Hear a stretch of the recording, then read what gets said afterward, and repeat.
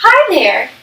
My name is Taryn McCourt and I'm a speech pathologist. You will hear from myself as well as 3 other speech paths about the DCM model or the Restart program.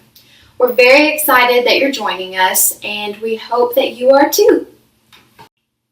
Just a friendly reminder that our program package does come with an informational brochure as well as our evaluation page, which will definitely come in handy.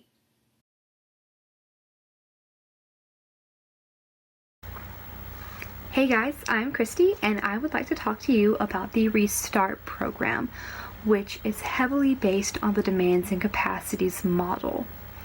So just kind of a quick outline of what the goals of this program is.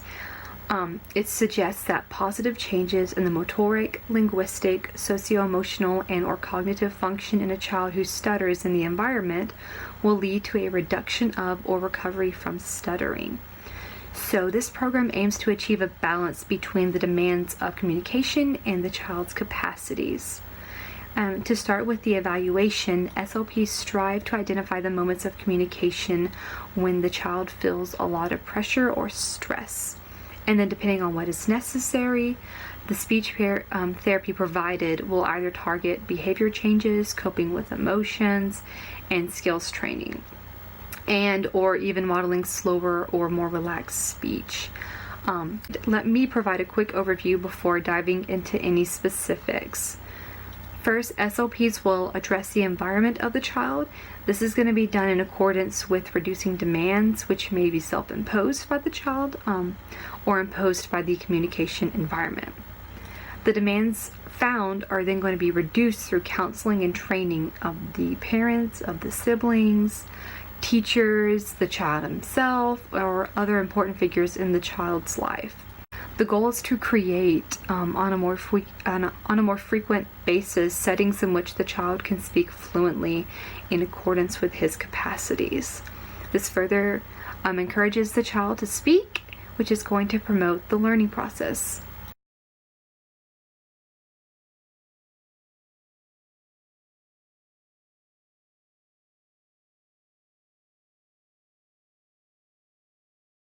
The child's capacities are measured through a variety of tests and standardized measures like the Schlichting test for language comprehension, the Schlichting test for language production, the Peabody picture vocabulary test, a screening of articulation skills, and the oral motor assessment scale. The child's capacities are measured through a variety of tests and standardized measures like the Schlichting test for language comprehension, the Schlichting test for language production, the Peabody picture vocabulary test, a screening of articulation skills, and the oral motor assessment scale. The environmental demands of the child are initially evaluated by a 10 to 15 minute video recording of a parent-child interaction video is scored by the parent-child interaction form, which lays out an easy-to-use table for assessing the cognitive, motoric, linguistic, or emotional demands present in the interaction. In these interactions, the speech pathologist is evaluating the parent's speech rate, their attitude toward the stutter, their turn-taking behavior abilities, and overall the types of interactions that occur.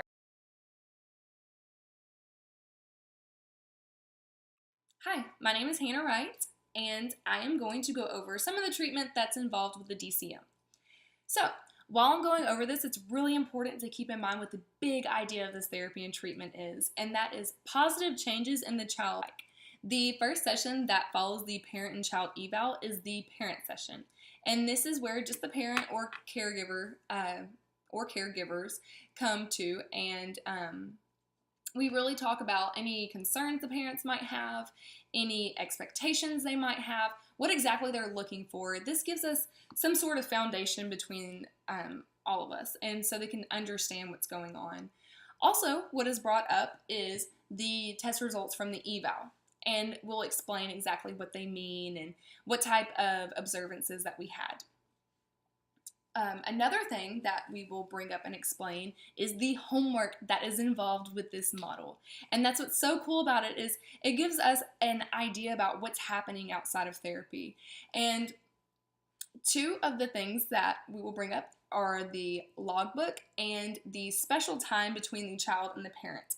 So the special time is 15 minutes set aside every day for the parent or parents and child to just talk, to really set a bond between the two. It allows the child to feel that they are special, that they can talk, that they have the time to speak and to say how they feel.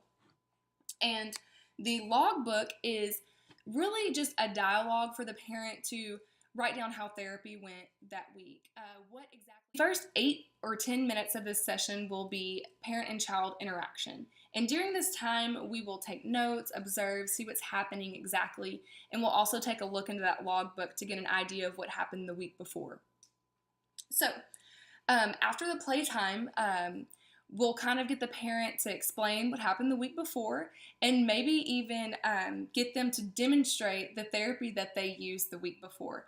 So while they're demonstrating this, or after, you go over what they could correct and what they did right. That is so important to just continuously tell them what they did right and to give them some type of constructive criticism as well.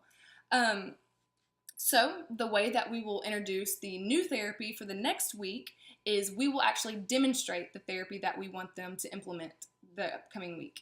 So while we are demonstrating or modeling the therapy, the parent will write down observations in their logbook just so they'll remember exactly what to do.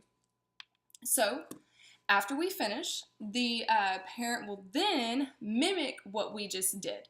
So they can kind of get an idea and hands-on, and during this time we can kind of again, say what they are doing right and wrong. Second parent session, this is really the time where we can get down to the nitty and gritty of the child rearing issues that may be happening. What type of behavior is a child showing? How exactly can we approach this? To touch on some of the techniques that we use for the DCM in treatment, and that is reducing motoric demand, reducing linguistic demand, and reducing emotional demand, as well as reducing cognitive demands. With reducing motoric demands, it allows the child enough time to say what he or she is wanting to say. And it also decreases communication pressure and speech rate.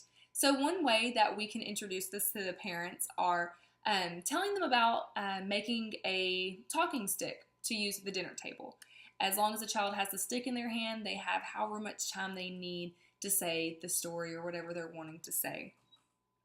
With reducing linguistic demands, parallel talk can be helpful, and also using vocabulary within the child's range and developmental age. And also, with this, you have to watch your sentence structure. If you are saying vocabulary that no child at that age will understand, it's only adding extra pressure on the child. Reducing emotional demand, for example, with this you can make sure you realize that reactive temperament that a stutterer might have or will have.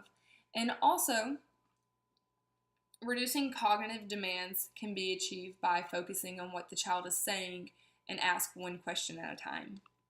Let's say even after we have lowered the demands and promoted the capacities, the child still is not showing the improvement that we would like to see. What we would do next is slowly bring in modification. So we would teach a more relaxed way of speaking. So rather than those tense, hard blocks, we would teach slow, longer prolongations or softer repetitions.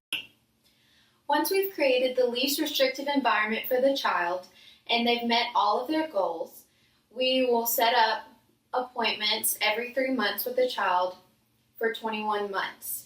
These appointments will last for 30 minutes and will serve as maintenance for the work we've initially done.